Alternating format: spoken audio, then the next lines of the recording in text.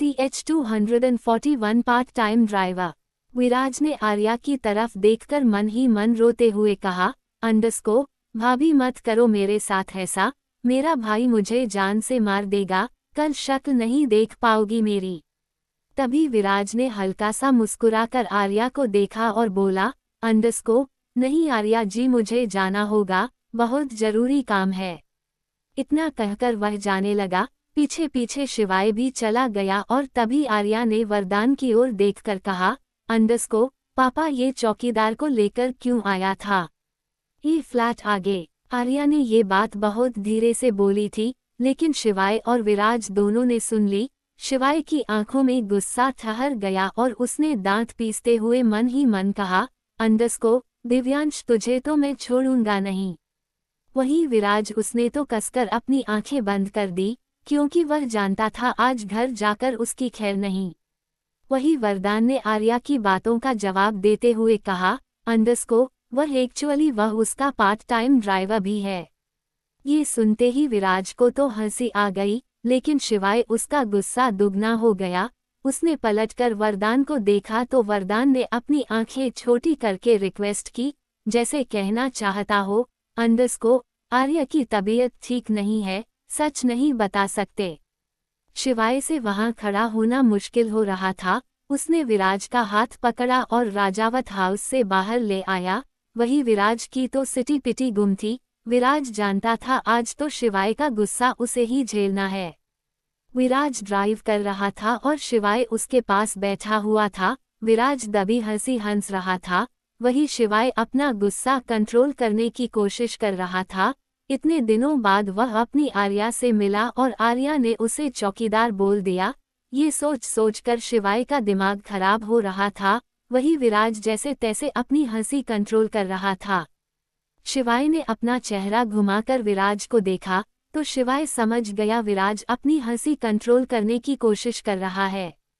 शिवाय ने गुस्से में विराज की गर्दन को पकड़कर हिलाते हुए कहा, कमीने, कुत्ते शर्म नहीं आती, अपने भाई की मजाक बनाएगा, मेरी मजाक बनाएगा, मेरी हालत पर हंसेगा, तुझे मैं बताता हूँ। वही विराज से अपनी हंसी कंट्रोल नहीं हुई तो रिक्वेस्ट करते हुए बोला, भैया छोड़ दीजिए वरना एक्सीडेंट हो जाएगा। शिवाय ने छोड़ दिया, लेकिन शिवाय का दिमाग सच में बहुत खराब था। शिवाय को हमेशा डर लगता था कि उसकी छुई मुई उसे भूल जाएगी और उसका डर सही साबित हुआ। उसकी छुई मुई सच में उसे भूल गई। थोड़ी देर बाद विराज ने गाड़ी रघुवंशी मैंशन के बाहर रोकी और रोकने के साथ ही गाड़ी से उतरकर हंसते हुए भाग गया। वही शिवाय भी जल्दी से गाड़ी से उतरा और गुस्से में भागता हुआ विराज के पीछे आ गया। वही विराज भागता भागता हर्षवर्धन के पीछे जाकर खड़ा हो गया और बोला, चाचू बचा लो, वरना आज तो शिवाय भैया मेरी जान ले लेंगे। शिवाय ने कहा, जान तो मैं तेरी लेकर ही रहूंगा। इतना कहकर वह विराज को पकड़ने लगा तो विराज पूरे मेंशन में इधर उधर भागने लगा और फाइनली भागते भागते वह हर्षवर्धन के पीछे आ गया। हर्षवर्धन ने दोनों को रोकते हुए कहा, आखिर हुआ क्या है? मुझे तो कुछ बताओ। विराज ने हंसते हंसते हर्षवर्धन को सब कुछ बता दिया। शिवाय की हालत देखकर हर्षवर्धन को भी हंसी आ गई। विराज ने आखिर में कहा, चाचू आपको पता है, वरदान अंकल ने शिवाय भैया को पार्ट टाइम ड्राइवर भी कह दिया। ये सुनते ही अब तो हर्षवर्धन की भी हंसी कंट्रोल में नहीं हो रही थी और वह भी जोर जोर से हंसने लगा। वही शिवाय उन दोनों को देखकर पूरी तरह किलस गया था। शिवाय को ऐसे देखकर हर्षवर्धन ने शिवाय के सीने पर उंगली रखकर कहा, शिवाय दर्द हो रहा है ना? यहाँ दर्द हो रहा होगा, बहुत ज्यादा दर्द हो रहा होगा। मेरे भी हो रहा है, बहुत हो रहा है, लेकिन मेरे ऊपर बड़े होने की रिस्पांसिबिलिटी है, इसीलिए तुम्हारी तरह रिएक्ट नहीं कर सकता। जो हो रहा है उसे एक्सेप्ट कर रहा हूँ, तुम भी एक्सेप्ट करो। हर्षवर्धन अपनी बात बोलकर जाने लगा। हर्षवर्धन ने अपनी बात तो बोल दी, लेकिन उसने सीधा सीधा शिवाय को ताना मारा था कि जिस सिचुएशन से वह गुजर रहा है, उस सिचुएशन से मैं भी गुजर रहा हूँ। हर्षवर्धन ने 2 ही सीढ़ियां चढ़ी थी कि शिवाय ने चिल्लाकर कहा, चाचू आपकी कंडीशन और मेरी कंडीशन में बहुत फर्क है। हर्षवर्धन ने पलटकर शिवाय को देखकर कहा, अंडरस्को, कंडीशन जो भी हो सिचुएशन एक ही है। आर्या तुमसे दूर है और हीर मुझसे, और इन दोनों की वजह कहीं ना कहीं तुम ही हो।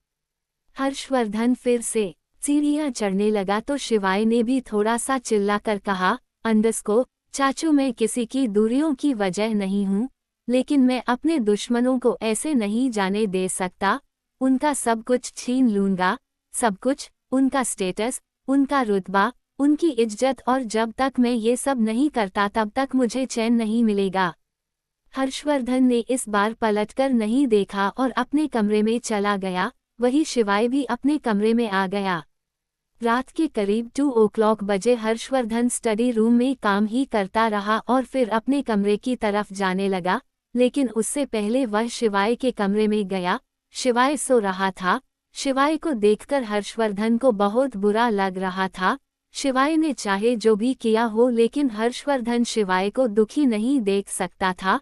हर्षवर्धन ने शिवाय का ब्लैंकेट ठीक किया, उसके चेहरे पर आए बालों को हटाया और फिर उसके माथे को चूमकर कहा, अंडरस्को, मैं जानता हूँ तुम नहीं मानोगे, बिल्कुल नहीं मानोगे। जब तुम मानोगे ही नहीं तो तुमसे कुछ भी कहना बेकार है, लेकिन किस्मत मेरे साथ साथ तुम्हें भी तड़पाएगी तो उस तड़प को तुम भी झेलो, झेलना पड़ेगा तुम्हें। अगली सुबह हर्षवर्धन एक फ्लैट के सामने खड़ा हुआ था और उस फ्लैट के मेन गेट की बेल बजाने के बारे में सोच रहा था।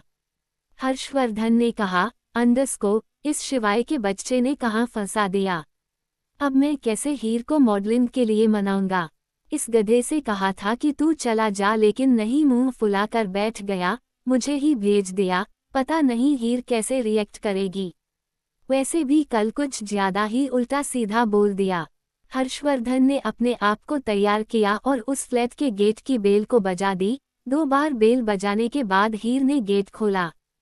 हीर ने हर्षवर्धन को देखा तो पहले उसके चेहरे पर मुस्कुराहट आ गई, लेकिन फिर उसने अपने इमोशंस को स्ट्रिक्टली कंट्रोल कर लिया और हर्षवर्धन को देखकर गुस्से में बोली, अंडरस्को, क्यों आए हैं आप यहाँ? अगर अपना घटिया ऑफर लेकर आए हैं तो चले जाइए। हर्षवर्धन ने कहा, अंडरस्को, आपके घर में कोई मेहमान आता है तो आप उसे गेट से ही रुखसत कर देती हैं, अंदर नहीं बुलाती। हीर ने कहा, अंडरस्को, मेहमान भगवान के समान होता है, लेकिन आप मेहमान कहलाने के लायक नहीं हो। आपका क्या भरोसा।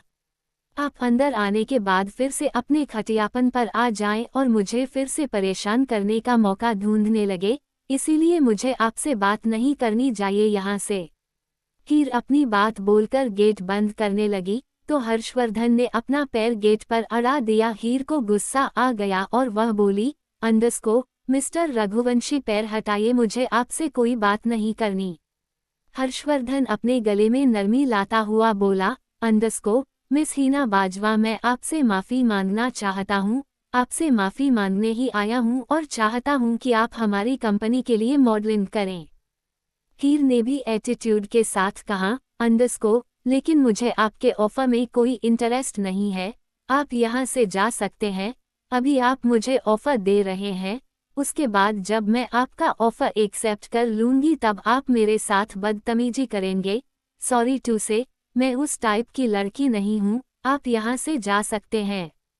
हर्षवर्धन ने फिर कहा, अंडरस्को, मैं सच में अपने किए के लिए माफ़ी चाहता हूँ।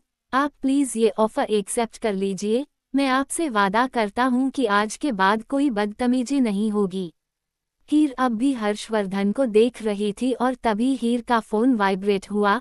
हीर ने फ़ोन चेक किया तो उसमें शिवाय का मैसेज था, जिसमें लिखा हुआ था, अंडरस्को, बस चाची ज़्यादा भाव मत खाओ।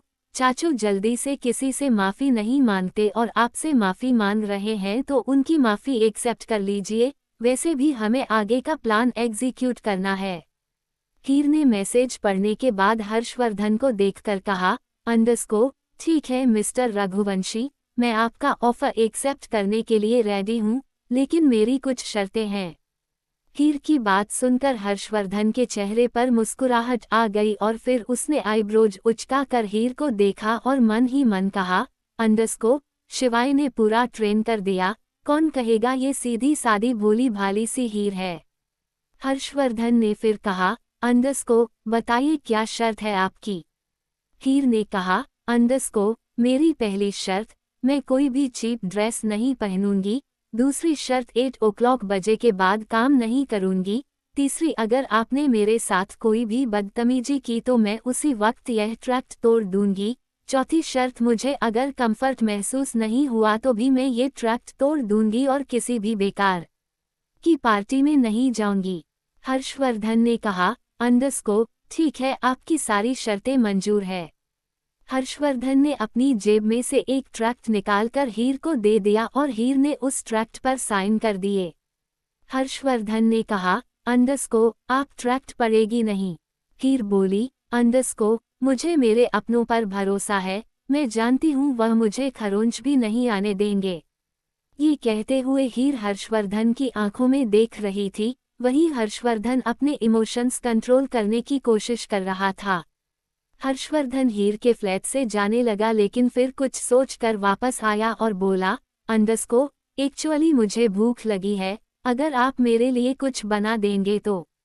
हर्षवर्धन के ऐसा बोलने से हीर के चेहरे पर मुस्कुराहट आ गई और वह एक्साइटेड होकर बोली, अंडरस्को, हाँ क्यों नहीं, बैठिए, मैं अभी आपको खाना बनाकर खिलाती हूँ। जो भी था, लेकिन हीर अपने साहब को भूखा नहीं देख सकती थी, इसलिए वह जल्दी से किचन में चली गई। वही हर्षवर्धन ने मन ही मन कहा, अंडरस्को, पता नहीं कब तक एक्टिंग कर पाएगी। हर्षवर्धन सिटिंग एरिया में बैठा रहा और हीर 1 घंटे में हर्षवर्धन के लिए बहुत सारी डिशेज बनाकर ले आई। सब कुछ हर्षवर्धन की पसंद का ही था।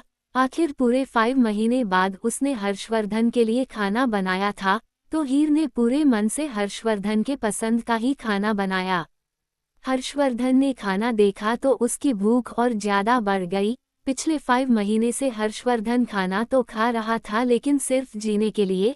आज वह अपनी हीर के हाथ का खाना खाने वाला था। हर्षवर्धन ने खाना शुरू किया और हीर हमेशा की तरह हर्षवर्धन के पास खड़ी रही। आज हर्षवर्धन ने पेट भर कर खाना खाया, बहुत खुशी से खाना खाया और उसने 5 महीनों बाद हीर के साथ को महसूस किया। हीर हमेशा ऐसे ही हर्षवर्धन को खाना खिलाती थी और खुद हमेशा खड़ी रहती थी। आज भी हीर सोफे के पास ही खड़ी थी और हर्षवर्धन खाना खा रहा था। खाना खाने के बाद हीर से रुका नहीं गया और उसने पूछ लिया, अंडरस्को, ए जी, कैसा लगा मेरे हाथ का खाना। ये सुनते ही हर्षवर्धन ने हीर को देखा और हीर ने कसकर आंखें बंद कर ली। हीर ने फिर जैसे तैसे अपनी बात को सही करते हुए कहा, अंडरस्को, मेरे कहने का मतलब है मिस्टर रघुवंशी, मैंने खाना ठीक तो बनाया। हर्षवर्धन ने कहा, अंडरस्को, ओ जी, 5 महीने बाद ऐसा लग रहा है कि पेट भर के खाना खाया है। हर्षवर्धन इससे आगे कुछ बोलता, उससे पहले ही हर्षवर्धन का फोन रिंग करने लगा और हर्षवर्धन अपना फोन लेकर हीर के फ्लैट से चला गया। वहीं हीर के चेहरे पर मीठी सी मुस्कुराहट आ गई। हर्षवर्धन के जाते ही हीर तो उछलकर इधर उधर कूदने लगी। आज उसे भी पूरे 5 महीने बाद हर्षवर्धन का थोड़ा सा ही सही मगर साथ मिला था। हीर ने हर्षवर्धन की थाली की और नजर घुमाई तो उसमें अभी थोड़ा सा खाना बचा हुआ था। हीर ने हर्षवर्धन की थाली उठाई और बचा हुआ खाना खा लिया। अमेरिका में सांझ और दिव्यांश दोनों ही पार्क में बैठे हुए थे। सांझ ने कहा, अंडरस्को, जीजू कब तक मुंह छुपाकर उनसे मिलते रहेंगे, एक न एक दिन तो फेस करना ही है। दिव्यांश ने कहा, अंडरस्को, सांझ, तुम समझ नहीं रही, मुझे डर है कि कहीं दृष्टि ओवर रिएक्ट ना करने लगे। ऐसा ना हो मैं उसे मनाने जाऊं और वो मुझसे और दूर चली जाए, मैं रिस्क नहीं ले सकता। सांझ ने कहा, अंडरस्को, जीजू कुछ तो करना होगा, ऐसे कब तक लुका छुपी का खेल खेलते रहेंगे। अचानक ही सांझ ने कहा, अंडरस्को, जीजू शौर्य कहाँ जॉब करता है। दिव्यांश ने कहा, अंडरस्को, यही एक IT कंपनी है, उसी में। सांझ बोली, अंडरस्को, मेरी भी उसी में जॉब लगवा दीजिए ना, मैं उसे बिजी रखूंगी और आप शौर्य की अब्सेंस में दृष्टि दी को पटा लेना। ये सुनते ही दिव्यांश ने आंख फाड़कर सांझ को देखा और बोला, अंडरस्को, ये तो मेरी आड़ में अपना उल्लू क्यों सीधा कर रही है। ये सुनते ही सांझ ने तो शर्म के मारे मुंह उधर कर लिया। दिव्यांश ने कहा, अंडरस्को, ये मत समझना कि मैं कुछ समझता नहीं हूँ, बस मैं कहता नहीं हूँ, वरना तुम्हारी आंखें सब कुछ कहती हैं, सब कुछ बिना बोले समझा देती हैं। और मैं तो ये भी जानता हूँ कि तुम ही शौर्य की चाशनी हो। ये सुनते ही सांझ की आंखें फैल गई। क्या जवाब देगी सांझ दिव्यांश को? CH-242 shooting.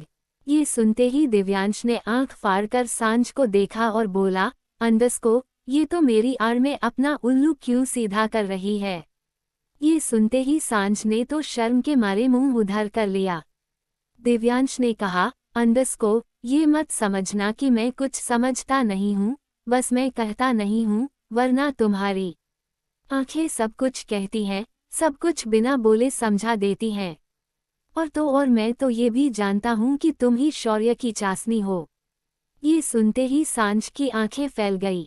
ये फ्लैट आगे। सांझ को अब दिव्यांश के पास बैठना मौत लग रहा था। वह जल्दी से उठने लगी तो दिव्यांश ने उसकी कलाई पकड़कर खींच लिया और वह फिर से दिव्यांश के पास बेंच पर बैठ गई। दिव्यांश ने कहा, अंडरस्को, ज्यादा स्मार्ट मत बनो, पागल नहीं हूँ मैं परेशान जरूर हूँ क्योंकि मेरी दृष्टि मुझसे दूर है। इसका मतलब यह नहीं कि मैं अपने सिक्स्थ सेंस का यूज नहीं करता। दिव्यांश ने फिर सांझ की ओर देखा जो चुपचाप नजर झुकाए बैठी हुई थी। दिव्यांश ने कहा, अंडरस्को, तुम्हें क्या लगता है तुम अपना प्यार छुपाओगी तो वह छप जाएगा, किसी को दिखाई नहीं देगा? अरे मुझे लगता है पूरे रघुवंशी फैमिली को पता है कि तुम शौर्य से प्यार करती हो। अब तो सांझ बिल्कुल भी दिव्यांश की तरफ नहीं देख रही थी। वह क्या देखती? अगर दिव्यांश उससे सवाल पूछता तो वह उन सवालों के क्या जवाब देती? यही सोच सोचकर सांझ तो जमीन में गड़े जा रही थी। दिव्यांश ने आगे कहा, अंडरस्को, ये सोच रही हो कि हम सबको कैसे पता कि तुम शौर्य से प्यार करती हो?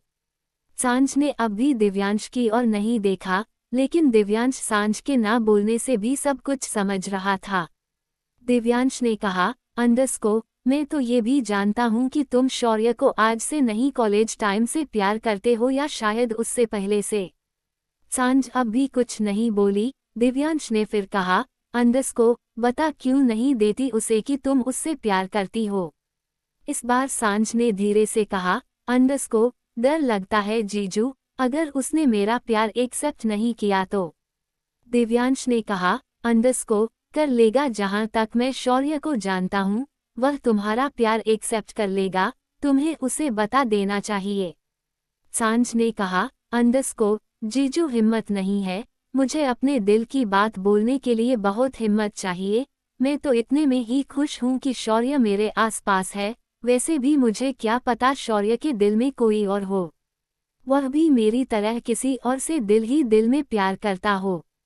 मुझे नहीं लगता कि मुझे अपने दिल की बात शौर्य को बतानी चाहिए। पहले मैं कन्फर्म करना चाहती हूँ कि शौर्य के दिल में कोई और तो नहीं, और अगर कोई और हुआ तो मैं उसके रास्ते नहीं आऊंगी। शौर्य खुश है, मेरे लिए इतना ही काफी है। दिव्यांश ने मुस्कुराकर कहा, अंडरस्को, बड़ा सब्र है तुम्हारे प्यार के अंदर। कॉलेज टाइम से अब तक वन साइड लव करती आई हो और अब भी उसे बताने की हिम्मत नहीं है, और सैक्रिफाइस करने के लिए भी तैयार हो गई। क्या बात है, कहाँ से लाती हो इतनी हिम्मत? इस बार सांझ ने अपने आंसुओं को छुपाते हुए कहा, अंडरस्को, जीजू, जब इंसान अकेला होता है ना तो बहुत मजबूत हो जाता है। मैं भी बहुत मजबूत हूँ। दिव्यांश ने सांझ के गाल पर हाथ रखा और अंगूठे से हल्का सा रब करते हुए कहा, अंडरस्को, अकेली नहीं हो, हम सब हैं ना तुम्हारे साथ। आगे से मत कहना कि तुम अकेली हो। खैर छोड़ो, चलो तुम्हारा ही उल्लू सीधा करते हैं। दिलवाता हूँ तुम्हें शौर्य के डेस्क के बराबर में जॉब। ये सुनते ही सांझ के चेहरे पर मुस्कुराहट आ गई और फिर दोनों उठकर वहां से चले गए। वहीं दूसरी तरफ आज हीर की शूटिंग का पहला दिन था। हर्षवर्धन सेट पर पहुंच गया। हर्षवर्धन जानबूझकर सेट पर पहुंचा था, हालांकि हर्षवर्धन को इन सब चीजों में इंटरेस्ट नहीं था। इन सब चीजों को विराज या शिवाय ही हैंडल करता था, लेकिन आज उसकी हीर पहली बार एक्टिंग करने वाली थी, इसीलिए हर्षवर्धन वहां पहुंच गया। वैसे भी वह चाहता था कि हीर टूट जाए और इसीलिए हर्षवर्धन सेट पर सबसे पहले पहुंच गया। थोड़ी देर बाद हीर भी सेट पर आ गई। हीर ने जीन्स और लॉन्ग कुर्ती पहनी हुई थी। हीर कितना भी बाहर से खुद को मॉडल दिखाने की कोशिश करती थी, लेकिन अंदर से तो हर्षवर्धन की साहिबा ही थी, इसलिए वह कभी भी छोटे कपड़े नहीं पहनते थी और ना ही वह छोटे कपड़ों में कंफर्ट महसूस करती थी। हीर ने जैसे ही सेट पर कदम रखा, उसकी नज़र हर्षवर्धन पर पड़ी, जो हाथ बंधे वही खड़ा था और हीर का इंतजार कर रहा था। हर्षवर्धन को देखकर हीर मुस्कुराना चाहती थी लेकिन मुस्कुराए नहीं। वह अपनी खुशी को कैसे कंट्रोल करती थी वही जानती थी। वही हर्षवर्धन तो कंटिन्यू हीर को ही देख रहा था। हर्षवर्धन जानता था कि हीर को तोड़ना बहुत आसान है, लेकिन इस बार हीर ने भी कमर कस ली थी। वह हर्षवर्धन के तोड़ने से नहीं टूटती। थोड़ी देर बाद हीर का फोन वाइब्रेट होने लगा। हीर ने फोन चेक किया तो उसमें शिवाय का मैसेज था, जिसमें लिखा था, अंडरस्को चाची आज मैं सेट पर नहीं आ सकता। चाचू ने मुझे जानबूझकर यहाँ फंसा दिया, प्लीज आप सब कुछ संभाल लेना। हीर ने मैसेज किया, अंडरस्को राजवीर को भेज दो, ये तो कंटिन्यू मुझे देखे जा रहे हैं, ऐसे ही देखते रहे तो मैं शूटिंग नहीं कर पाऊंगी। ऊपर से सुबह सुबह आ गए, इन्हें कुछ काम नहीं है क्या? वैसे ही मैं इतनी हिम्मत करके उनके सामने बोलती हूँ, ऊपर से ये जानबूझकर ऐसे काम करते हैं ताकि मेरा कॉन्फिडेंस गिर जाए। अगर यह ऐसे ही मुझे देखते रहे तो मैं सच बोल रही हूँ अभी जाकर भागकर इन्हें गले लगा लूंगी, फिर मत कहना कि चाची यह आपने क्या कर दिया। शिवाय को गुस्सा आ गया और उसने गुस्से में मैसेज टाइप किया, अंडरस्को चाची आपको पता है आर्या को ठीक हुए कितने दिन हो गए, लेकिन मैं आर्या को नज़र भर के भी नहीं देखा और एक आप है जिसे चाचू को गले लगाने की पड़ी हुई है। कोई ज़रूरत नहीं है चाचू को गले लगाने की, मेरी बैंड बजी हुई है और सबको अपने अपने पार्टनर को गले लगाना है। वह दिव्यांश वह दृष्टि को मनाने चला गया, आप चाचू को गले लगाने के लिए मरी जा रही है और मैं, मेरा क्या कभी मेरे बारे में सोचा है?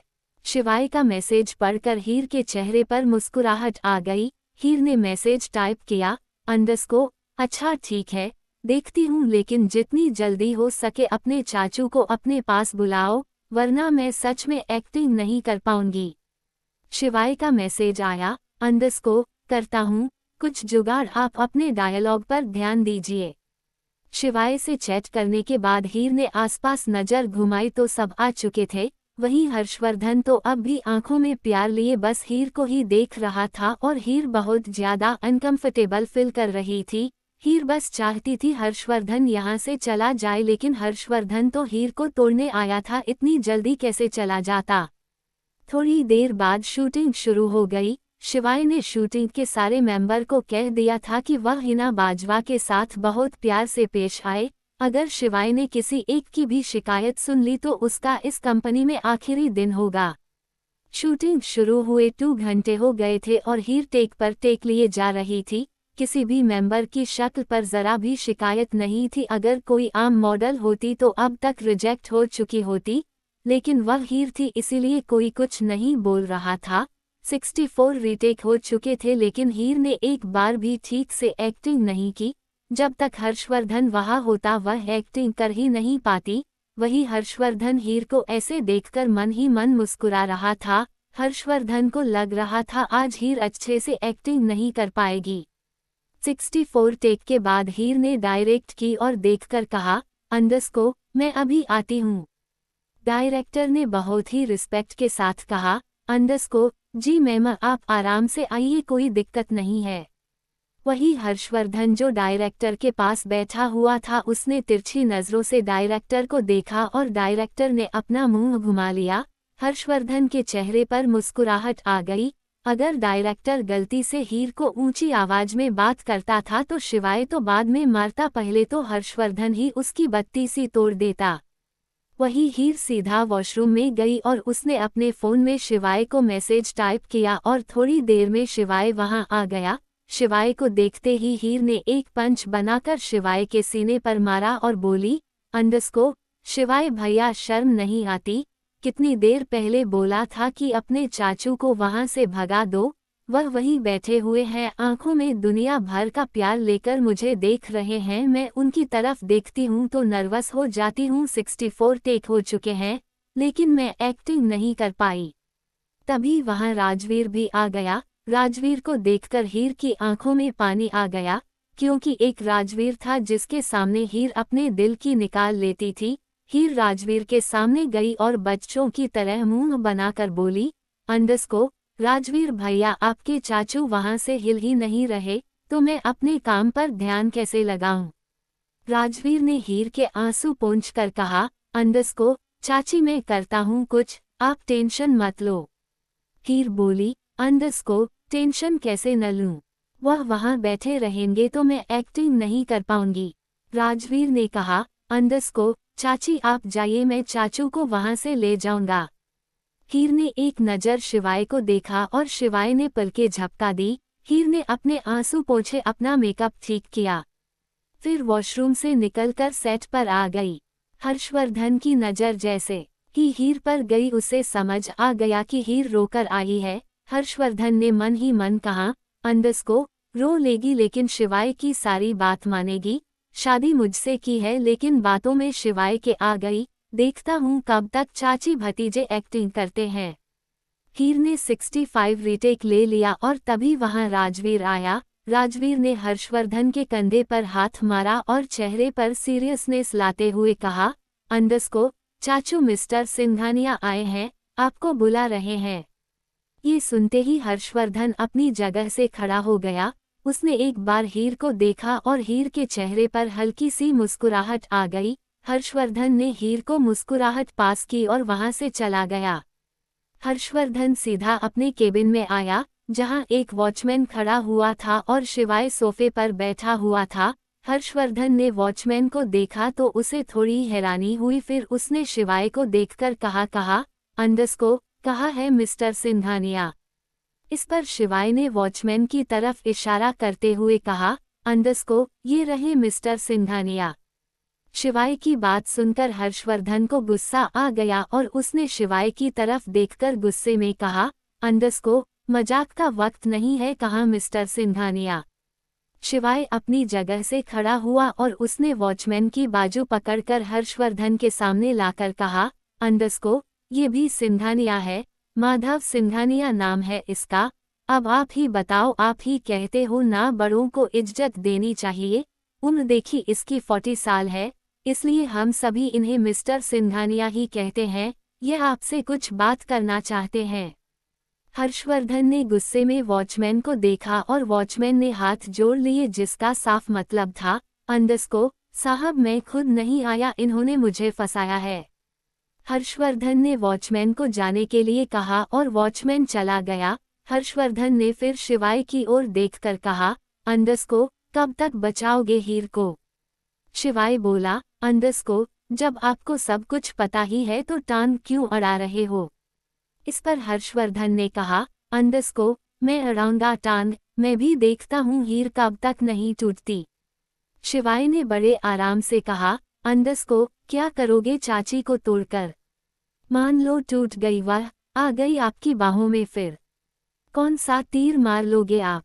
हर्षवर्धन ने शिवाय की ओर देखकर गुस्से में कहा, अंडस्को, मुझे मेरी हीर चाहिए, समझे? मुझे बहुत स्ट्रेस होता है, जब तक मैं हीर की गोद में सिर रखकर नहीं सोता मुझे नींद नहीं आती। मैं पिछले 5 महीनों से कैसे रह रहा हूँ मैं ही जानता हूँ, तुम्हारे जितना स्ट्रांग नहीं हूँ मैं।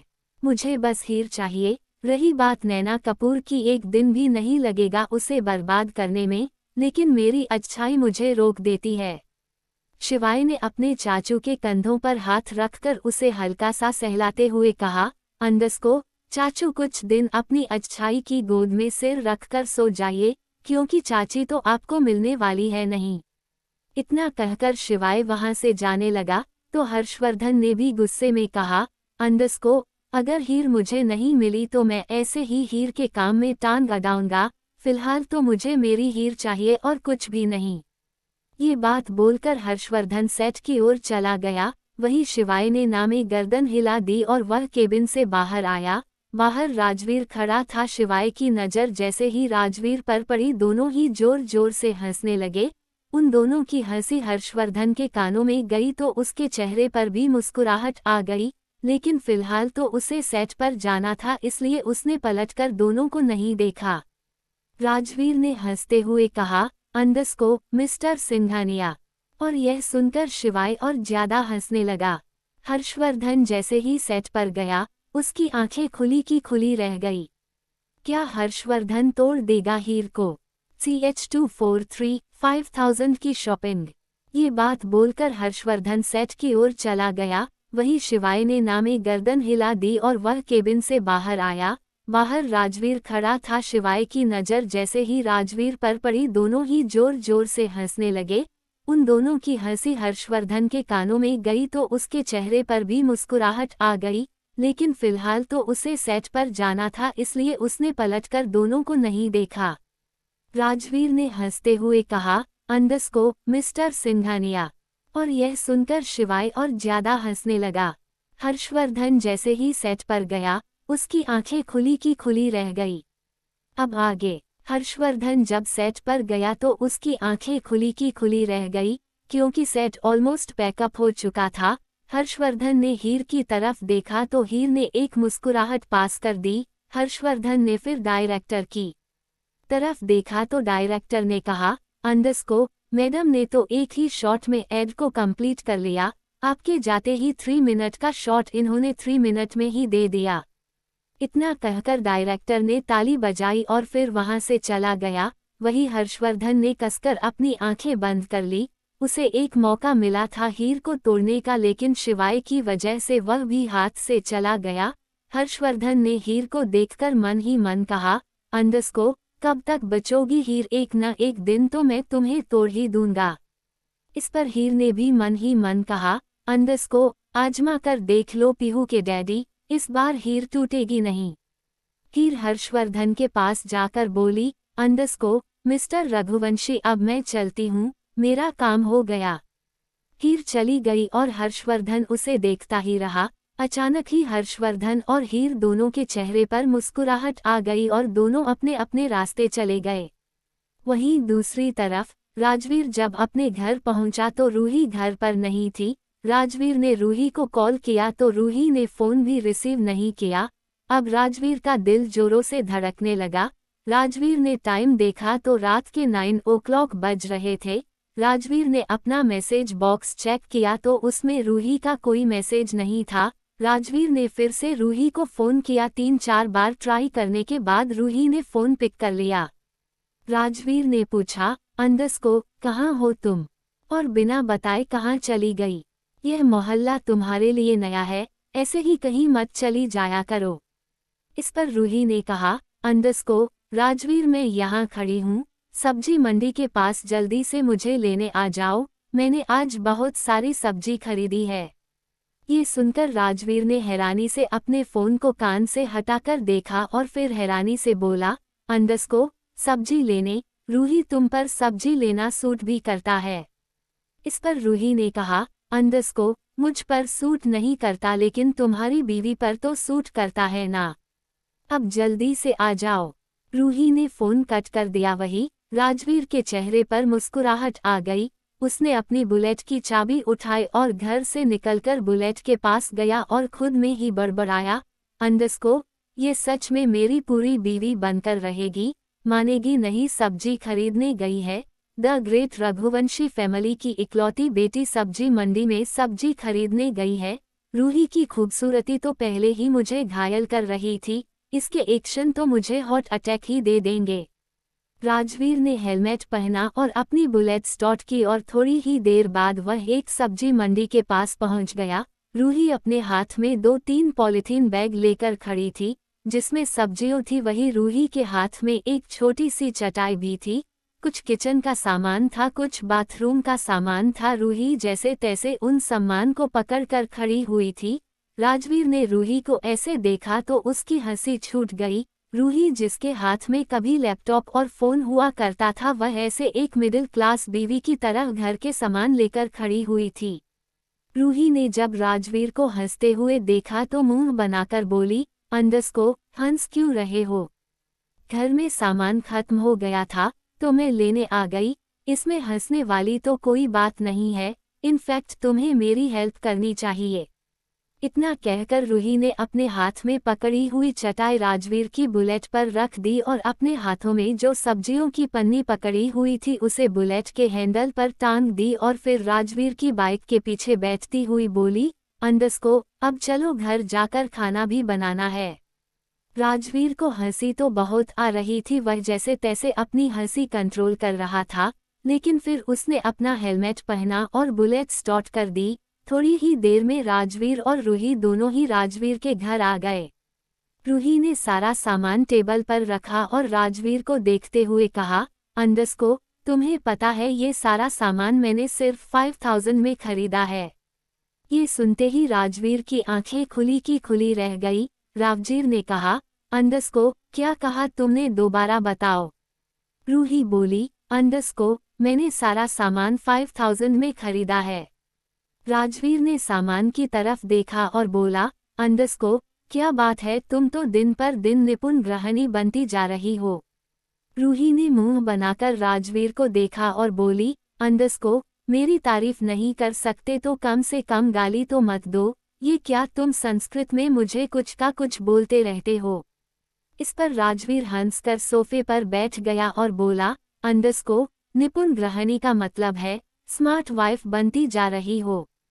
ये सुनकर रूही के चेहरे पर मुस्कुराहट बड़ी हो गई। रूही राजवीर के पास बैठती हुई बोली, अंडस्को, हाँ, मैंने पास वाली आंटी से बार्गेनिंग करना सीख लिया है। अगर कोई तुमसे 100 रुपीज मांगे तो तुम उसे कहो कि मैं 50 दूंगी, तब वह 70 में तुम्हें वह चीज दे देगा। ये बोलकर रूही हंसने लगी। रूही ने आज बहुत सारे पैसे बचाए थे, जिसे सोचकर रूही खुद में ही बहुत खुश हो रही थी। जबकि रूही जिस घर से बिलोंग करती थी उस घर में पैसों की कमी नहीं थी। 10 रुपीज बचाना रूही के स्टैंडर्ड को सूट नहीं करता था, लेकिन राजवीर के प्यार में रूही तो सब कुछ सीख गई थी, जबकि राजवीर ने उसकी किसी भी काम में मदद नहीं की थी और यही बात राजवीर के दिल में रूही की इज्जत को बढ़ती जा रहा था। राजवीर रूही के डेडिकेशन को देख रहा था, कहीं ना कहीं रूही के प्यार को समझ भी रहा था, लेकिन फिर भी राजवीर पूरी तरीके से रूही को अपनाने में हिचकिचा रहा था। रूही राजवीर को बता रही थी कि उसने कौन सा सामान कितने में खरीदा और दुकानदार ने उसे कितने में बेचा, लेकिन राजवीर तो रूही की बात सुन ही नहीं रहा था। वह तो पूरी तरीके से बस रूही को ही देख रहा था। राजवीर को रूही को ऐसे देखकर कहीं ना कहीं दुख भी होता था। रूही ये सब डिजर्व नहीं करती थी। रूही बोलती रही और राजवीर उसके पास से उठ गया। राजवीर के ऐसे अचानक से उठने से रूही को बुरा लगा, लेकिन फिर उसने सामान को समेटे हुए कहा, अंडस्को, राजवीर, मैं सामान रख कर आती हूँ, फिर तुम्हारे लिए खाना बना दूंगी। राजवीर ने हाँ में गर्दन हिलाई और अपने कमरे में चला गया। राजवीर अपने कमरे में गया, उसने टॉवल उठाया और वॉशरूम में चला गया। राजवीर शावर के नीचे खड़ा था, उसने अपनी आंखें बंद की हुई थी। राजवीर को रूही की बातें याद आ रही थी। रूही इस सिचुएशन में भी राजवीर के सामने खुश रहती थी, उसे ऐसे दिखाती थी जैसे वह उसे जिंदगी से बिल्कुल भी शिकायत नहीं है। वही रूही ने जल्दी से अपना सारा सामान समेटकर किचन की ओर चली गई। राजवीर नहा धोकर बाहर आया, तब तक रूही ने डाइनिंग टेबल पर खाना लगा दिया था। राजवीर ने खाना देखा तो उसके मुंह में पानी आ गया। रूही कुछ ही दिन में बहुत अच्छा खाना बनाना सीख गई थी। राजवीर रूही दोनों ने खाना खाया। राजवीर अपने कमरे में जाने लगा तो रूही बोली, अंडस्को, राजवीर, कब तक हम अलग अलग कमरे में रहेंगे? क्या हम एक कमरे में नहीं रह सकते? रूही की बात सुनकर राजवीर अपनी जगह खड़ा हो गया और फिर पलटकर बोला, अंडस्को, रूही, तुम्हारे सामने तुम्हारी पूरी जिंदगी पड़ी है, तुम क्यों इस 2 कमरे के घर में अपनी जिंदगी बिताने के लिए तैयार हो? पूरा आसमान तुम्हारे लिए इंतजार कर रहा है और तुम अपनी जिंदगी को एक छोटे से घर में बिताने के लिए तैयार कर रही हो। मेरे साथ तुम्हें कुछ नहीं मिलेगा, कुछ भी नहीं। तुम्हारी आज़ादी छिन जाएगी, तुम जो इतना एजुकेटेड हो वह सब बर्बाद हो जाएगा।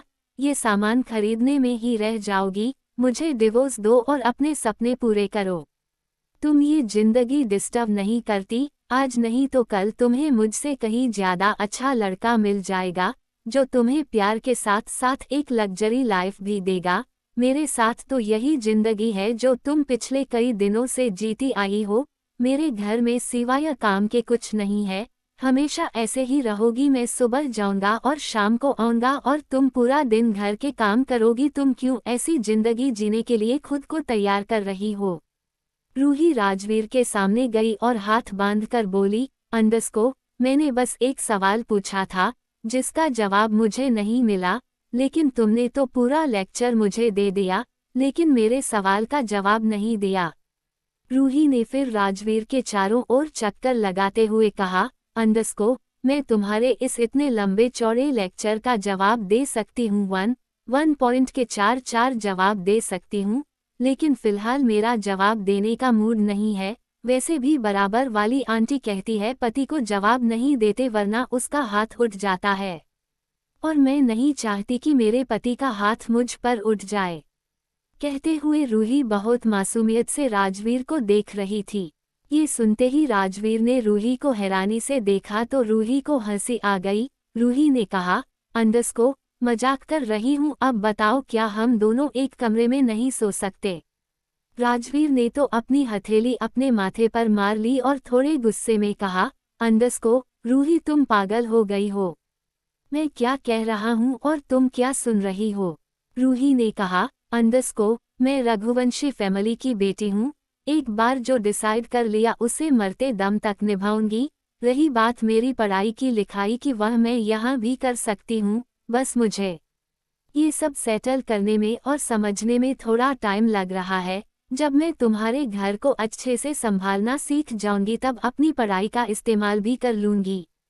रही बात कि तुमसे अच्छा मिल जाएगा तो मुझे तुमसे अच्छा चाहिए ही नहीं। मेरे लिए तुम दुनिया के बेस्ट हस्बैंड हो। मैं अपने बेस्ट हस्बैंड को छोड़कर किसी और के पास क्यों जाऊं? अगले ही पल रूही ने गुस्से में राजवीर से कहा, अंडस्को, राजवीर, मैं जानती हूँ मेरे डेडिकेशन को तुम इग्नोर कर रहे हो, करते रहो, मैं भी देखती हूँ कब तक इग्नोर करोगे, कब तक इस रिश्ते को एक्सेप्ट नहीं करोगे। सच कहती हूँ राजवीर, जिस दिन तुमने इस रिश्ते को एक्सेप्ट कर लिया ना, उस दिन सच में तुम्हें मिडिल क्लास वाइफ बनकर दिखाऊंगी जो सुबह शाम अपने हस्बैंड को ताने देती है। इतना कहकर रूही गुस्से में अपने कमरे में चली गई और उसने धड़ाम से गेट बंद कर दिया। इसका साफ मतलब था राजवीर की कही हुई बातें उसे बिल्कुल अच्छी नहीं लगी।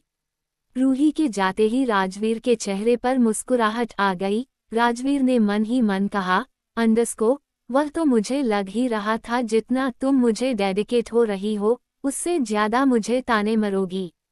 पता नहीं इस रिश्ते का क्या होगा, लेकिन इतना तो मैं जान गया तुम हार मानने वालों में से नहीं हो। आखिर वो भी तो उस शिवाय रघुवंशी की बहन, तो कैसे मान लोगी? अमेरिका में शौर्य और दृष्टि दोनों ही अपने अपार्टमेंट आ गए थे। दृष्टि को अस्पताल से डिस्चार्ज हुए 1 हफ्ता हो गया था। दृष्टि सारा दिन अपने बच्चे को देखती थी, सारा दिन देव के साथ खेलती थी, वहीं शौर्य अपनी जॉब के लिए निकल जाता था। फिलहाल तो दोनों भाई बहन को कुछ नहीं चाहिए था, दोनों अपनी छोटी सी दुनिया में खुश थे। लेकिन शौर्य को कहीं ना कहीं आर्या और अपने बुआ फूफा की याद आती थी। याद तो दृष्टि को भी आती थी, लेकिन फिलहाल दृष्टि को स्पेस चाहिए था जिसे शौर्य दे भी रहा था। शौर्य अपनी घड़ी पहनता हुआ बोला, अंडस्को, दृष्टि में जा रहा हूँ और मैंने एक नौकर को हायर किया है, अगर आएगा तो काम करवा लेना, पसंद आए तो रख लेना वरना मना कर देना। दृष्टि ने कहा, अंडस्को, क्या जरूरत थी भाई, मैं कर रही हूँ ना घर का काम। शौर्य अपना बैग उठाता हुआ बोला, अंडस्को, हाँ कर रही हो, लेकिन तुम अभी अभी ठीक हुई हो, ज्यादा काम करना तुम्हारे सेहत के लिए ठीक नहीं है। वैसे भी देव तुम्हें पूरा दिन परेशान करता है, उसके बाद तुम घर के काम भी करोगी, कमजोर होने का इरादा है क्या? इंडिया जाएंगे तो बुआ तो बेलन लेकर मुझे ही मारेगी कि उनकी बेटी को मैंने कितना कमजोर कर दिया। दृष्टि बोली, अंडस्को, अच्छा ठीक है, जो नौकर आएगा उसे रख लूंगी। शौर्य ने दृष्टि के बालों को चुम्मा और फिर देव के गाल पर किस किया और फिर देव के बालों पर हाथ फेर कर चला गया। करीब 2 घंटे बाद दृष्टि के अपार्टमेंट की बेल बजी। दृष्टि ने गेट खोला तो उसकी आंखें खुली की खुली रह गई। सामने दिव्यांश खड़ा था। दृष्टि कुछ देर तक दिव्यांश को ही देखती रही। दृष्टि को लग रहा था जैसे दिव्यांश उस अपनी तरफ खींच रहा है। क्या होगा रूही राजवीर के रिश्ते का? दिव्यांश को देखकर दृष्टि कैसे रिएक्ट करेगी? हर्षवर्धन के बीच एटीट्यूड की लड़ाई कब खत्म होगी?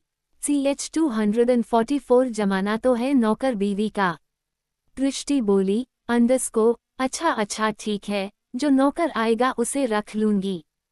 शौर्य ने दृष्टि के बालों को चुम्मा और फिर देव के गाल पर किस किया और फिर देव के बालों पर हाथ फेर कर चला गया। करीब 2 घंटे बाद दृष्टि के अपार्टमेंट की बेल बजी। दृष्टि ने गेट खोला तो उसकी आंखें खुली की खुली रह गई। सामने दिव्यांश खड़ा था। दृष्टि कुछ देर तक दिव्यांश को ही देखती रही। दृष्टि को लग रहा था जैसे दिव्यांश उस अपनी तरफ खींच रहा है। अब आगे वही दिव्यांश तो बस दृष्टि को ही देख रहा था। उसकी नज़र तो दृष्टि से हट ही नहीं रही थी। वह तो दृष्टि को ऐसे देख रहा था जैसे दृष्टि की सारी खूबसूरती अपनी आंखों में समेट लेगा। दिव्यांश का एक सेकंड के लिए मन हुआ कि वह दृष्टि को अभी गले लगा ले, लेकिन दिव्यांश और दृष्टि बेशक एक दूसरे के सामने खड़े थे, लेकिन दोनों के बीच बहुत दूरियां थी। उन दूरियों को ही दिव्यांश खत्म करने के लिए दृष्टि से मिलने आया था। कुछ देर दिव्यांश को देखने के बाद दृष्टि अपने सेंस में आई और बोली, तुम्हें शौर्य भैया ने भेजा है। दिव्यांश ने दृष्टि की बात नहीं सुनी। वह तो बस दृष्टि की खूबसूरती में खो सा गया था। दृष्टि ने दिव्यांश के सामने चुटकी बजाई और बोली, आपसे पूछ रही हूँ, आपको शौर्य भैया ने भेजा है। दिव्यांश ने अब जाकर दृष्टि की बात सुनी और हाँ में गर्दन हिलाते हुए कहा, हाँ शौर्य ने भेजा है। दृष्टि अंदर आ गई और पीछे पीछे दिव्यांश भी आ गया। दृष्टि ने किचन की तरफ इशारा करते हुए कहा, तो जाओ अपना काम करो, सारा किचन अच्छे से साफ कर देना और बर्तन भी अच्छे से साफ करना और डस्टिंग भी कर देना और फर्श पर अच्छे से पोंछा भी लगा देना। ये सारी बातें दृष्टि दिव्यांश को बिना देखे बोल रही थी। वही दिव्यांश को अपने कानों पर यकीन नहीं हो रहा था कि दृष्टि उसे क्या कह रही है। दिव्यांश कुछ बोलता उससे पहले ही दृष्टि ने पलटकर दिव्यांश को देखा और बोली, नाम क्या है तुम्हारा? दिव्यांश ने कहा, रघु। रघु सुनते ही दृष्टि ने खुद में ही बड़बड़ाया, मिस्टर रघुवंशी। उसने बहुत धीरे से ये बात बोली थी, लेकिन दिव्यांश ने सुन ली और उसके चेहरे पर एक मुस्कुराहट आ गई। दृष्टि ने फिर दिव्यांश को देखकर कहा, हाँ तो मिस्टर रघु, आप काम कर लेंगे ना? अगले ही पल दृष्टि ने दिव्यांश को ऊपर से नीचे तक देखा। दिव्यांश ने एक ब्लैक कलर की जीन्स और वाइट कलर का हाई नेक पहना हुआ था, जो कि काफी ब्रांडेड लग रहा था। दिव्यांश की पर्सनैलिटी काफी अट्रैक्टिव थी। दिव्यांश बहुत स्मार्ट था। दृष्टि ने एक बार अपना सलाइवा गटका और दिव्यांश को देखकर कहा, तुम देखने में तो हीरो जैसे लगते हो, फिर ये काम क्यों कर रहे हो? पढ़े लिखे नहीं हो क्या? दिव्यांश तो बस दृष्टि को ही देख रहा था और उसने बड़ी मासूमियत से नामे गर्दन हिला दी। दृष्टि ने दिव्यांश को समझाते हुए कहा, यही प्रॉब्लम होती है तुम लड़कों की, अच्छी शक्ल होती है तो पढ़ते नहीं हो। अब तुम खुद को ही देख लो, कितने स्मार्ट हो, बॉडी भी अच्छी है और कपड़े भी कितने अच्छे पहने हुए हैं, फिर भी तुम घर में नौकर का काम करने आए हो। ये तो सोचकर ही अजीब लगता है। ये सुनते ही दिव्यांश की भौहें आपस में तन गई। उसे अब तक समझ ही नहीं आ रहा था कि दृष्टि उसे नौकर समझ रही है। दृष्टि ने फिर कहा, देखो तुमसे काम करवाती हुई अच्छी तो नहीं लगती, लेकिन फिर भी काम तो काम है ना, कोई बात नहीं, तुम दिल छोटा मत करो, चलो काम पर लग जाओ। दिव्यांश अब जाकर समझा कि शौर्य ने किसी नौकर को हायर किया था, उसे आना था और गलती से वह आ गया। दिव्यांश उसे सच बताता उससे पहले ही दृष्टि के फ्लैट में एक और आदमी आया, जो एक्चुअल में घर का काम करने आया था। दृष्टि ने उस आदमी को देखा और एक कदम उसकी तरफ बढ़ाया। तभी दिव्यांश आगे आकर बोला, वह मेरे साथ आया है, मैं देख लेता हूँ। इतना कहकर दिव्यांश उस आदमी को लेकर अपार्टमेंट से थोड़ा सा दूर चला गया। दिव्यांश ने उस आदमी को अपनी जेब में से पैसे निकाल कर दिए और बोला, अंडरस्को आज के बाद यहाँ दिख मत जाना। वह आदमी पैसे लेकर चला गया। वहीं दिव्यांश वापस आया और गेट पर खड़ा होकर खुद से ही बोला, अंडरस्को अभी तो यह मुझे नौकर समझ रही है, चलो कोई बात नहीं, घर का थोड़ा काम कर ही लूंगा तो कौन सा घिस जाऊंगा। वैसे भी चाचू बोलते हैं कोई काम छोटा बड़ा नहीं होता, बस ये शिकंजी रघुवंशी मेंशन जाकर किसी को यह न बताएं कि मैं घर का काम करता था। घर का काम करते करते दृष्टि के मन की बात जान लूंगा और फिर मौका देखकर माफी भी मांग लूंगा। यही सारी बातें सोच सोच कर दिव्यांश खुद में ही खुश हो रहा था। उसे लगा कि 2-3 दिन काम करेगा और दृष्टि से माफी मांग लेगा, लेकिन उसके ये 2-3 दिन बहुत ज्यादा मुश्किल से गुजरने वाले थे। दिव्यांश ने एक गहरी सांस ली और फ्लैट के अंदर चला गया। दृष्टि ने कहा, अंडरस्को हाँ तो चलो तुम काम स्टार्ट करो। दिव्यांश ने हाँ में गर्दन हिलाई और किचन में चला गया। किचन पूरी तरीके से फैला हुआ था। दिव्यांश को समझ नहीं आ रहा था वह किचन को कैसे साफ करें। दिव्यांश को तो किचन देखकर घबराहट होने लगी। दिव्यांश ने मन ही मन कहा, अंडरस्को यह मैं साफ कर लूंगा क्या? ये कहाँ से साफ होगा, कैसे साफ होगा, ये सब कहाँ रखा जाएगा? मैं ये क्या कर रहा हूँ? मैं the great businessman Divyansh Raghuvanshi हूँ और मैं यहाँ किचन में काम करूँगा। कर क्या रहा हूँ मैं? सोचते हुए दिव्यांश अपना सिर खुजा रहा था और उसे आज पैंथर की तगड़ी वाली याद आ रही थी, लेकिन अफसोस पैंथर रघुवंशी मेंशन में था। थोड़ी देर बाद दिव्यांश ने खुद को तैयार किया और बोला, अंडरस्को सोच क्या रहा है दिव्यांश, जमाना तो है नौकर बीवी का, तुझे भी थोड़ा बहुत काम तो करना ही पड़ेगा। अगले ही पल दिव्यांश ने अपना मुंह बिगाड़ कर कहा, अंडरस्को लेकिन यह थोड़ा बहुत काम कहाँ है? ये तो पूरा किचन फैला हुआ है, ये साफ कैसे होता है? चाची को कॉल करता हूँ। अगले ही पल दिव्यांश को याद आया कि चाची भी रघुवंशी मेंशन में नहीं है। अब तो दिव्यांश पूरी तरह फंस चुका था। किचन देखकर उसे अंदर ही अंदर घबराहट हो रही थी और तभी दिव्यांश ने मन ही मन कहा, अंडरस्को इतनी घबराहट तो तब भी नहीं हुई जब ग्रेजुएशन का रिजल्ट डिक्लेयर हुआ था। वहीं दूसरी तरफ रघुवंशी मेंशन में शिवाय गार्डन में ही पुशअप कर रहा था। आज संडे था इसीलिए कोई भी ऑफिस नहीं गया था। तभी हर्षवर्धन वहां आया। हर्षवर्धन ने शिवाय को पुशअप करते हुए देखा और फिर अपना अखबार खोलकर बैठ गया। शिवाय ने कहा, अंडरस्को क्या चाचू आप तो सच में दिन पर दिन बुढ़े होते जा रहे हो। जैसे बड़े बूढ़े सुबह सुबह ही अखबार पढ़ने लगते हैं ऐसे ही आप भी अखबार पढ़ने लगते हो। हर्षवर्धन ने अपने अखबार को पलटते हुए कहा, अंडरस्को बूढ़ा तो नहीं हुआ हूँ, अभी तो मेरी रोमांस करने की उम्र है, लेकिन क्या करूँ तुमने मेरे रोमांस में पंगा जो डाल दिया। तुम तो चाहते ही नहीं कि मैं रोमांस करूँ। अब मुझे दो ही काम आते हैं, या तो मैं ऑफिस को देख सकता हूँ या मैं रोमांस कर सकता हूँ। हर्षवर्धन की बात सुनकर शिवाय के चेहरे पर मुस्कुराहट आ गई। शिवाय खड़ा हो गया और तभी विराज भी वहां आ गया। विराज भी स्ट्रेचिंग करता हुआ बोला, अंडरस्को क्या बात है, क्या चल रहा है? शिवाय ने कहा, अंडरस्को चल तो कुछ नहीं रहा। तभी हर्षवर्धन ने कहा, अंडरस्को तो चल जाएगा। शिवाय और विराज दोनों को ही हर्षवर्धन की बात समझ नहीं आई। तभी हर्षवर्धन ने कहा, अंडरस्को शिवाय वह देखो गार्डन में कितने सूखे पत्ते पड़े हैं, जाओ जाकर उन्हें साफ करो। ये सुनते ही शिवाय ने हर्षवर्धन को देखा। हर्षवर्धन ने कहा, अंडरस्को मेरी शक्ल क्या देख रहे हो, जाओ जाकर साफ करो गार्डन। शिवाय ने कहा, अंडरस्को चाचू सुबह सुबह पी ली क्या? घर में नौकर कम है जो आप मुझे काम बता रहे हो?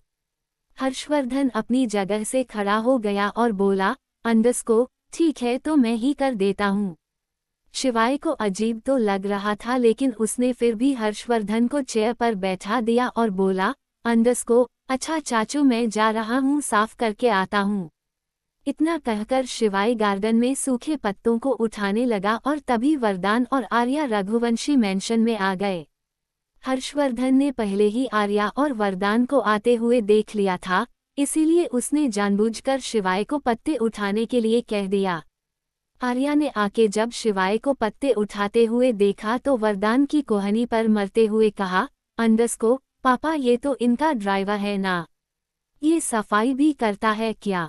वरदान ने हर्षवर्धन की तरफ देखा और हर्षवर्धन जो भी हंसने लगा। वरदान ने कहा, अंडस्को हाँ यह इनका हर टाइप का नौकर है, सब कुछ करता है। वही शिवाय इस बात से अनजान कि आर्या उसे देख रही है, वह तो पत्ते समेटने में लगा हुआ था। हर्षवर्धन ने वरदान की तरफ देखकर कहा, अंडस्को चलिए राजावत साहब अंदर चलते हैं। वरदान ने कहा, अंडस्को नहीं अभी मैं आर्या को हॉस्पिटल लेकर जा रहा हूँ, जब वापस आऊंगा तब आकर मिलूंगा। वह हमारी गाड़ी यही रघुवंशी मैंशन के बाहर खराब हो गई, इसलिए मैं यहाँ आ गया, अगर आप ड्राइवर को बोलकर हमारी थोड़ी सी हेल्प कर देंगे तो। हर्षवर्धन ने कहा, अंडस्को कैसी बात कर रहे हैं राजावत साहब, रघुवंशी मैंशन भी तो आप ही का घर है। तभी हर्षवर्धन ने ड्राइवर की तरफ देखकर कहा, अंडस्को ड्राइवर राजावत साहब को हॉस्पिटल छोड़ो। वही जब हर्षवर्धन की आवाज शिवाय के कानों में गई तो शिवाय खड़ा हो गया। शिवाय ने पलटकर देखा लेकिन तब तक आर्या और वरदान दोनों ही रघुवंशी मैंशन के गेट से बाहर जा चुके थे, लेकिन शिवाय समझ गया कि आर्या रघुवंशी मैंशन आई थी। शिवाय जल्दी से हर्षवर्धन के पास आया और घूरकर हर्षवर्धन को देखने लगा और फिर लगभग गुस्से में बोला, अंडस्को आपने जानबूझकर मेरी इमेज आर्या के सामने खराब की है ना। हर्षवर्धन ने हंसकर कहा, अंडस्को मैंने कुछ नहीं किया, रही बात तुम्हारी इमेज खराब करने की, तो पहले ही तुम्हारी इमेज खराब है।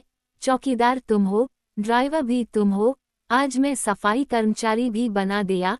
बेचारी आर्या पता नहीं जब उसे सच पता चलेगा कि उसका पति तो रघुवंशी मैंशन में नौकर है, तो क्या बीतेगी इस बेचारी पर। कहते हुए हर्षवर्धन मैंशन के अंदर चला गया। वही शिवाय तो दांत पीसकर पैर पटक रहा था।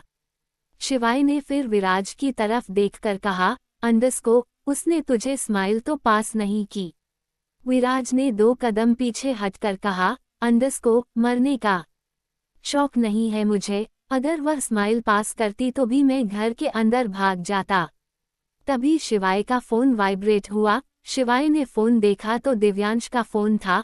अब तो शिवाय का गुस्सा दुगना हो गया क्योंकि ये शुरुआत कहीं ना कहीं दिव्यांश ने ही की थी। दिव्यांश ने ही आर्या के सामने उसे चौकीदार बोला था और आर्या सच में शिवाय को चौकीदार समझने लगी थी। रही सही कसर वरदान ने पूरी कर दी थी और अब जो थोड़ा बहुत बचा था वह हर्षवर्धन ने जानबूझकर पूरा कर दिया। शिवाय ने फोन उठाया और गुस्से में कहा, अंडस्को क्या है। दिव्यांश ने धीरे से कहा, अंडस्को यार चिल्ला क्यों रहा है।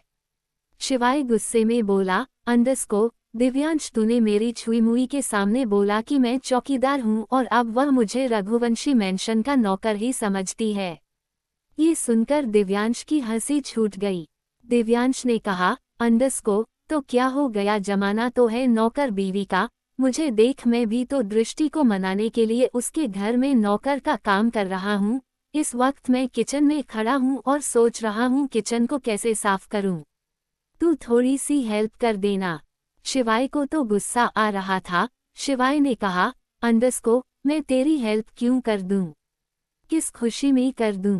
मैंने तेरी इतनी हेल्प की, तेरे लिए दृष्टि भाभी को ढूंढा, तेरी टिकट बुक कराई, दृष्टि भाभी के सर्जरी के लिए शौर्य को इनडायरेक्ट मनाया और तूने क्या किया मेरे साथ। आर्या के सामने मुझे चौकीदार बोल दिया, मेरी इज्जत का फालूदा हो गया। अब वह मेरी तरफ देखती ही नहीं, बस विराज को देखती रहती है। कभी कभी तो मन करता है विराज की मुंडी तोड़ दूं। शिवाय का गुस्सा देखकर दिव्यांश को हंसी आ रही थी। दिव्यांश ने फिर कहा, अंडस्को अच्छा यार गुस्सा थूक दे और मुझे ये बता किचन में सबसे पहले क्या साफ करते हैं। शिवाय को भी गुस्सा आ रहा था। शिवाय ने भी गुस्से में दिव्यांश को उल्टा सीधा बताना शुरू कर दिया। शिवाय बोला, अंडस्को पहले सारे बंद डब्बों को उठाकर उनके सामान को किसी बर्तन में खाली कर दें, फिर उन डब्बे को उठाकर डस्टबिन में फेंक दे, फिर दृष्टि से बोलकर नए डब्बे मंगा और उन डब्बे में सामान को वापस पैक कर दे। शिवाय ने इतना सारा उल्टा सीधा बताया था कि दिव्यांश समझ गया कि शिवाय अपनी फ्रस्ट्रेशन उस पर निकल रहा है। दिव्यांश ने कहा, अंडरस्को, ओ सीधा बताना है तो बता वरना दिमाग की दही तो कर मत, इतना तो मैं भी जानता हूँ किचन में ऐसे काम नहीं होते। शिवाय गुस्से में बोला, अंडरस्को, ऐसे ही होते हैं तुझे क्या पता। दिव्यांश ने कहा, अंडरस्को, नहीं होते मैं जानता हूँ, मैंने मम्मी को किचन में काम करते हुए देखा है, इतना तो जानता हूँ कि इतना सब कुछ करने से किचन और ज्यादा फैल जाता है। CH 245 हीर रघुवंशी मेंशन में शिवाय ने इतना सारा उल्टा सीधा बताया था कि दिव्यांश समझ गया कि शिवाय अपनी फ्रस्ट्रेशन उस पर निकल रहा है। दिव्यांश ने कहा, अंडरस्को, ओ सीधा बताना है तो बता वरना दिमाग की दही तो कर मत, इतना तो मैं भी जानता हूँ किचन में ऐसे काम नहीं होते। शिवाय गुस्से में बोला, अंडरस्को, ऐसे ही होते हैं तुझे क्या पता। दिव्यांश ने कहा, अंडरस्को, नहीं होते मैं जानता हूँ, मैंने मम्मी को किचन में काम करते हुए देखा है, इतना तो जानता हूँ कि इतना सब कुछ करने से किचन और ज्यादा फैल जाता है। अब आगे शिवाय बोला, अंडरस्को, तुझे बड़ा पता है, तुझे लगता है कि मैं तुझसे झूठ बोलूंगा। दिव्यांश ने कहा, अंडरस्को, हाँ झूठ बोलेगा क्योंकि तू मेरा भाई नहीं है, तुझे तो मम्मी खरीद कर लाई थी। ये सुनते ही शिवाय का गुस्सा दुगना हो गया।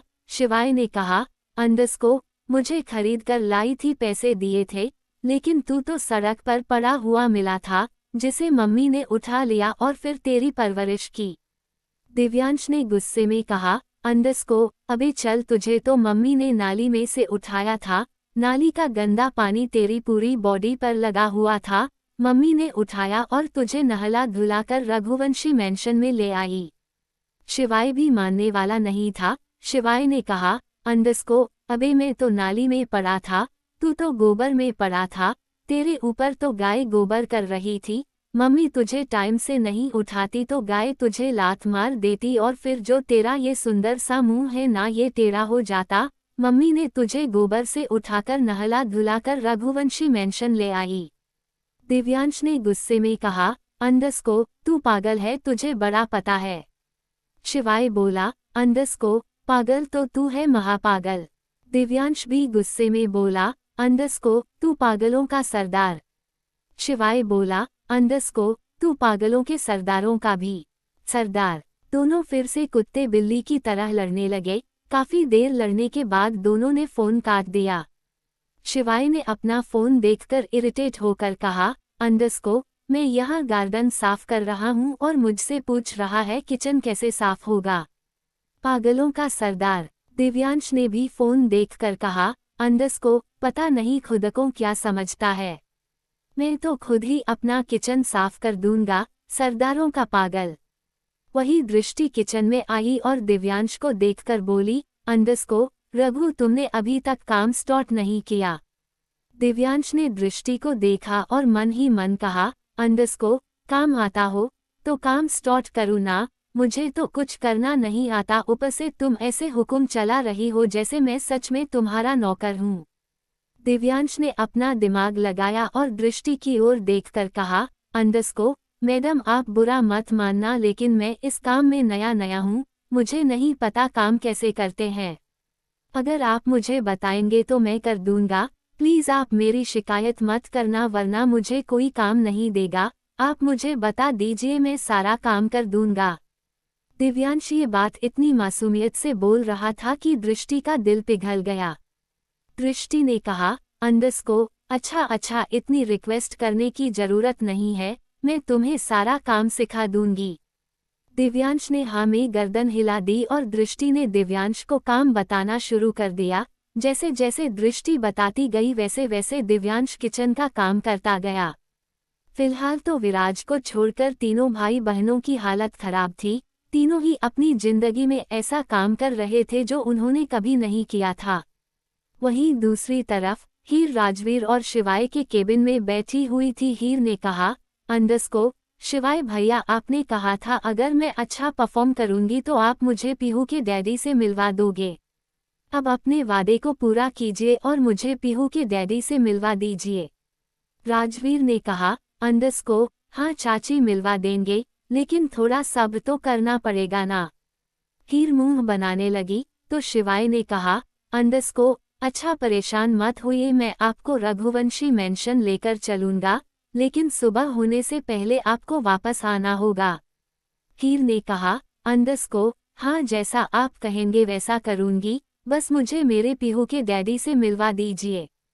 शिवाय ने कहा, अंडस्को, ठीक है, अभी आपको ड्राइवर आपके फ्लैट में छोड़ देगा, रात को मैं आपको लेने आऊंगा। हीर ने हाँ में गर्दन हिला दी और वहां से चली गई। वहीं विराज ने कहा, अंडस्को, चाचू को पता चल गया तो? शिवाय बोला, अंडस्को, चाचू को सब कुछ पता है। विराज ने कहा, अंडस्को, फिर आप लुका छुपी का खेल क्यों खेल रहे हैं? शिवाय ने कहा, अंडस्को, सच बताओ विराज, पहले मुझे चाचू के लिए बहुत बुरा लगता था, लेकिन अब तो चाचू के साथ गेम खेलने में मजा आ रहा है। अब तो मैं बिल्कुल भी चाचू को इतनी आसानी से चाची के करीब नहीं जाने दूंगा।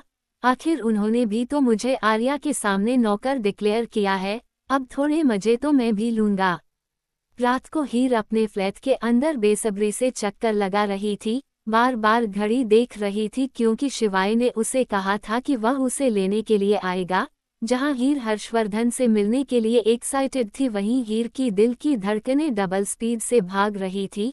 लेकिन जो भी था, उसे आज अपने साहब चाहिए थे। वह अपने साहब के करीब जाना चाहती थी, ऐसा नहीं था कि वह अपने साहब के साथ इंटीमेट होना चाहती हो। वह तो बस हर्षवर्धन के कंधे पर सिर रखकर थोड़ी देर सोना चाहती थी, हर्षवर्धन की प्रेजेंस को फील करना चाहती थी, हर्षवर्धन की बाहों में को जाना चाहती थी। और यही सब सोच सोचकर हीर के चेहरे का रंग लाल होता जा रहा था। आज तो हीर का इंतजार जैसे खत्म ही नहीं हो रहा था। वह बार बार घड़ी को देखती और बार बार फ्लैट के में गेट को, और आखिरकार फ्लैट के गेट की बेल बजी। हीर ने जल्दी से गेट खोला, सामने शिवाय खड़ा था। शिवाय को देखकर हीर की मुस्कुराहट बड़ी हो गई। वही शिवाय ने देखा तो हीर ने पहले जैसे ही साड़ी पहनी हुई थी। जब रघुवंशी मेंशन में रहती थी तब साड़ी पहनती थी, मांग में सिंदूर लगाती थी, माथे पर छोटी सी बिंदी, हाथों में चूड़ियां। शिवाय कुछ सेकंड तक हीर को ही देखता रहा, फिर बोला, अंडस्को, चाची कुछ भी कहो, चाचू ने कमाल की संस्कारी लड़की को पटाया है। ये सुनते हीर ने शिवाय की बाजू पर मार कर कहा, अंडस्को, बस बस ज्यादा तारीफ मत करो, वैसे भी मैं इतने अच्छे से तैयार तुम्हारे चाचू के लिए हुई हूँ। हीर ने शिवाय को थोड़ा सा धक्का दिया और शिवाय फ्लैट के कॉरिडोर में आ गया। हीर ने जल्दी से अपना फ्लैट बंद किया और शिवाय की बाजू पड़कर उसे वहां से ले जाती हुई बोली, अंडस्को, अब चलो, टाइम वेस्ट मत करो। शिवाय के चेहरे पर मुस्कुराहट आ गई, लेकिन फिर वह हीर को लेकर रघुवंशी मेंशन के लिए रवाना हो गया। 1 घंटे बाद हीर रघुवंशी मेंशन के बाहर खड़ी थी। रघुवंशी मेंशन को देखा तो उसकी आंखों में पानी आ गया। हीर पूरे 6 महीने बाद रघुवंशी मेंशन आई थी। हीर ने आंखें भरकर अपने घर को देखा, जिसे वह घर नहीं, मेंशन नहीं, अपना मंदिर मानती थी। हीर जैसे ही मैं गेट के पास पहुंची, उसने अपनी साड़ी का पल्लू अपने सिर पर रखा और मेंशन की चौखट को अपने माथे से लगा लिया। शिवाय ने जब यह देखा तो मुस्कुरा कर कहा, अंडस्को, इसीलिए चाचू आपको इतना प्यार करते हैं। सच कहता हूँ चाची, आपके जैसी बहू रघुवंशी मेंशन में कभी नहीं आएगी, कभी भी नहीं। सच में आप चाचू की सोलमेट हो और इस घर के लिए एक परफेक्ट बहू। वही हीर तो नम आंखों से शिवाय को देख रही थी। शिवाय ने कहा, अंडस्को, अब रोना बंद कीजिए, आज तो आपका इंतजार खत्म हो रहा है और आप है कि आंखों में आंसू लिए अपने मंदिर जैसे घर में जा रही हैं। शिवाय के कहने से हीर ने अपने आंसू पोंछ लिए। थोड़ी देर बाद शिवाय और हीर दोनों ही रघुवंशी मेंशन के अंदर आ गए। शिवाय ने आज सारे नौकरों को छुट्टी दे दी थी। इस वक्त मेंशन में कोई नहीं था। विराज था जो सो रहा था, वही हर्षवर्धन अपने कमरे में था। हीर जैसे ही मेंशन आई, उसने सबसे पहले बाल गोपाल के दर्शन किए। अपने बाल गोपाल को देखकर हीर की आंखों में फिर से पानी आ गया। हीर ने मन ही मन कहा, अंडस्को, लड्डू गोपाल साहब आपका ध्यान तो रखते हैं ना। हीर ने बाल गोपाल से बहुत सारी बातें की और फिर मंदिर के दरवाजों को बंद कर दिया। शिवाय तो हीर को ही देख रहा था। हीर ने कहा, अंदस को, ऐसे क्या देख रहे हो? शिवाय ने कहा, अंदस को, कुछ नहीं। शिवाय ने अपनी जेब में से एक टैबलेट निकाली और हीर के हाथ में रखकर कहा, अंदस को, चाची चाचू ड्रिंक कर रहे हैं, कुछ भी करके ये टैबलेट चाचू की ड्रिंक में मिला देना। चाचू अगली सुबह सब कुछ भूल जाएंगे, लेकिन याद रखना अगर आपने ये टैबलेट उनकी ड्रिंक में नहीं मिलाई, उन्होंने ड्रिंक नहीं की, वह आपको परमानेंट यहीं रख लेंगे और फिर आप चाह कर भी नैना कपूर को हरा नहीं पाओगी। हीर ने टैबलेट लेकर कहा, अंदस को, नहीं शिवाय भैया, अब तो नैना कपूर को हराना मेरा भी एकमात्र मकसद है, मैं ये टैबलेट साहब के ड्रिंक में मिला दूंगी। शिवाय ने टाइम देखा तो रात के 11 o'clock बज रहे थे। शिवाय ने कहा, अंदस को, जाइए चाची सही 5 o'clock बजे आपको कॉल करूंगा, नीचे आ जाना। हीर ने हाँ में गर्दन हिला दी और फिर सीढ़ियों से होती हुई अपने कमरे की ओर जाने लगी, लेकिन हीर की दिल की धड़कनें अब भी भाग रही थी। उसका मन जितना हर्षवर्धन के पास जाने के लिए तड़प रहा था, उससे ज्यादा तो उसे घबराहट हो रही थी। हीर जैसे तैसे अपने कमरे की ओर कदम बढ़ा रही थी और आखिरकार हीर अपने कमरे के बाहर आ गई। हीर ने एक बार पलटकर देखा तो शिवाय अपने कमरे के बाहर ही खड़ा था। शिवाय ने कहा, अंदस को, क्या हुआ? जाओ, आप तो बहुत एक्साइटेड थी ना अपने पीहू के डैडी के पास जाने के लिए, अब जब उनके इतना नजदीक आ गई हो तो घबराहट हो रही है। हीर ने अपनी बढ़ती हुई धड़कनों को कंट्रोल करके हाँ में गर्दन हिला दी और शिवाय की हंसी छूट गई। शिवाय हंस रहा था, ये देखकर हीर ने मुंह बना लिया। हीर ने कहा, अंदस को, शिवाय भैया आप लड़की नहीं हो ना, अगर होते तो पता चलता। शिवाय के पास हीर के सवालों का जवाब नहीं था, या कह सकते हैं कि शिवाय ने हीर को जवाब नहीं दिया। शिवाय अपने कमरे में जाता हुआ बोला, अंदस को, चाची 6 घंटे हैं आपके पास, अब आप खुद ही डिसाइड कर लो, आपको 6 घंटे कमरे के बाहर खड़े रहना है या मेरे चाचू के साथ क्वालिटी टाइम स्पेंड करना है। इतना कहकर शिवाय वहां से चला गया। वहीं हीर की हिम्मत तो अंदर जाने की हो ही नहीं रही थी, लेकिन वह अंदर तो जाना चाहती थी, अपने साहब के साथ क्वालिटी टाइम स्पेंड करना चाहती थी, इसलिए उसने हिम्मत करके कमरे का गेट खोल दिया। अमेरिका में जैसे जैसे दृष्टि बताती रही, दिव्यांश ने पूरा किचन साफ कर दिया। हालांकि दिव्यांश ने ऐसा काम कभी नहीं किया था, लेकिन दृष्टि की खुशी के लिए वह बिना किसी शिकायत के सारा काम करता रहा। करीब 2 घंटे तक कड़ी मेहनत के बाद दिव्यांश ने किचन को अच्छे से साफ कर दिया। दृष्टि ने फिर दिव्यांश की ओर देखकर कहा, अंदस को, मिस्टर रघु, आपको ऐसे ही रोज किचन साफ करना है। ये सुनते ही दिव्यांश की तो आंखें फैल गई। उसने तो आज ही बड़ी मुश्किल से किचन को साफ किया था और यह सारा काम से रोज करना है। ये सोच सोच कर तो दिव्यांश को लगभग हार्ट अटैक ही आ रहा था, पर क्या करता, करना तो पड़ता ही। अगर उसे दृष्टि की माफी चाहिए थी तो ये सारा काम से करना पड़ता। दृष्टि ने फिर दिव्यांश को देखकर कहा, अंदस को, ये तो हुआ किचन, अब तुम्हें पूरे घर में झाड़ू पोछा करना है। दिव्यांश की तो आंखें हैरानी से फैल गई। दृष्टि ने कहा, अंदस को, देखो वह रही झाड़ू, उसे उठाओ और सारे घर में झाड़ू लगाओ। दिव्यांश ने किसी मासूम से इंसान की तरह झाड़ू उठा ली और झाड़ू लगने लगा, लेकिन उसे झाड़ू लग ही नहीं रही थी। दृष्टि ने कहा, अंदस को, वह ऐसे नहीं, मैं बताती हूँ। दृष्टि ने दिव्यांश से झाड़ू ले ली और खुद झाड़ू लगाकर दिखाने लगी। वहीं दिव्यांश सोच रहा था कि पता नहीं उसे दृष्टि को मनाने के लिए और क्या क्या करना पड़ेगा।